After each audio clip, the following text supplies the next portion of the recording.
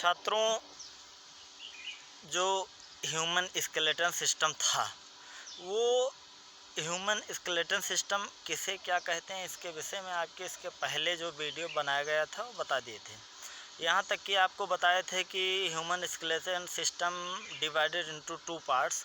First is on the axial skeleton system, second is on the appendicular skeleton system. इस time आपको जो है axial जो system था skeletal system, axial skeletal system आपको बताना था। तो जो एक्सियल स्केलेटल सिस्टम है, axial skeletal system comprises 18 bones distributed along with the main axis of the body। जो axial main axis of the body के मेन एक्सिस पर एक्सियल सिस्टम आता है। वर्टिकली जो एक्सिस है, वर्टिकली जो होती है लाइन, एक लाइन आप वर्टिकली ले जाइए, ये हो गया हमारा axial system. Axial system comprises 18 bones, 80 हड्डियां एक्सियल सिस्टम में आती हैं। कुल मिलाकर axial skeletal system, appendicular skeletal system, axial जो स्केलेटन सिस्टम है इसमें 80 हड्डी और एपेंडिकुलर जो स्केलेटल सिस्टम है उसमें 126 हड्डियाँ, दोनों मिला करके 206, 206 bones are present inside the human body. ये ह्यूमन बॉडी के अंदर होती हैं। अब जिसमें कंप्राइजेस लगभग 18 bones distributed along the main axis of the body के मेन एक्सिस पर 80 बोनें कंप्राइज होती हैं, पाई जाती हैं। द स्कल, अब इसके एक्सियल स्केलेटन सिस्टम के कौन कौन से भाग हैं उसको आप जान लीजिए। पहला जो पार्ट्स है स्कल का तात्पर्य ये यहाँ से लेकर के दिख रहा होगा आपको, ये पूरा खोपड़ी के हिस्से में जितनी हड्डियाँ आती हैं उनको स्कल बोन के, स्कल सिस्टम, स्कल बोनी कहा जाता है। स्कल। दूसरा जो इसका फर्स्ट पार्ट आपको बताया गया क्या, स्कल सिस्टम, और जो फर्स्ट पार्ट क्या हो गया इसका, स्कल, SKULL। और जो दूसरा पार्ट है इसका वो है वर्टेब्रल कॉलम। और जो तीसरा वर्टेब्रल कॉलम कहाँ, ये रीढ़ की हड्डी, यहाँ ध्यान दीजिए, यहाँ से लेकर के पीछे से होकर के बैकवर्ड पोर्शन पर पाई जाती है, इसको कहते हैं वर्टेब्रल कॉलम। उसके बाद जो तीसरा है sternum and ribs constitute the axial skeleton system. और इस तरह से स्टर्नम एंड रिब्स के जो इस यहाँ पर फ्लोटिंग हड्डियाँ पाई जाती हैं ये हमारे यहाँ पर, और इस तरह से ये जो भी फ्लोटिंग हड्डियाँ होती हैं एक्सियल सिस्टम में, ये रिब्स यहाँ पर होती है।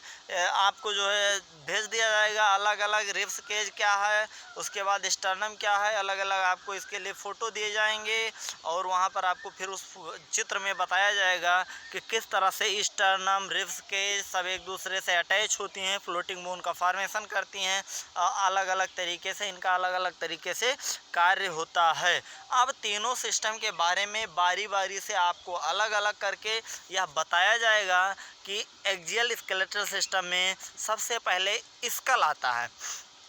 स्कल में 80 में से आउट ऑफ 80 में से 22 bones are present inside the skull. Skull में 22 नंबर ऑफ बोन प्रेजेंट होती हैं जो आपको बताया गया।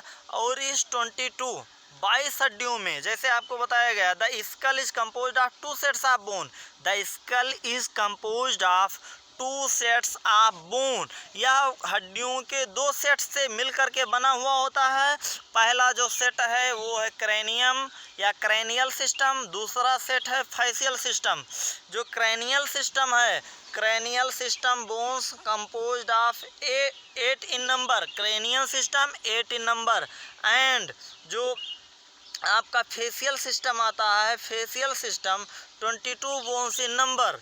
इस तरह से जो फेशियल सिस्टम है वो 14 इन नंबर। टोटल स्कल में हड्डियों की संख्या 22 में से जो हड्डियां आपको बताई गई क्रेनियल सिस्टम की 8 हड्डियां पाई जाती हैं, और जो आपको बताई गई फेशियल सिस्टम में 14 हड्डियां पाई जाती हैं। 14 और 8 22। इस तरह से स्कल में हड्डियों की संख्या 22 होती है, क्रेनियल सिस्टम में हड्डियों की संख्या।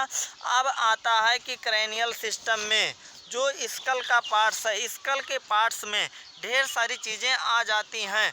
Cranial bones are 8 in number. Cranium, जैसे आपको बताया गया cranial bones are 8 in number, इनकी संख्या 8 होती है, 8 in number. They form the hard protective outer covering, they form the hard protective covering, protective outer covering cranium for the brain, हमारे brain का हार्ड प्रोटेक्टिव कवरिंग होती है। जो hard protecting covering होती है इस साइड में पाई जाती है ब्रेन को कवर करती है, हड्डियों का वह पार्ट्स होता है विच द फेशियल, जो ये कवरिंग होती है। उसके बाद ये फर्स्ट हो गया। अब आपका आता है सेकंड पर जो आपका आता है, अर्थात सेकंड कहने का तात्पर्य है कि अब इसमें हम पहुंचते हैं फेशियल सिस्टम ऑफ बोन्स। अब फेशियल स्केलेटल सिस्टम में सबसे अधिक हड्डियां पाई जाती हैं, वो हड्डियां हैं 14 इन नंबर।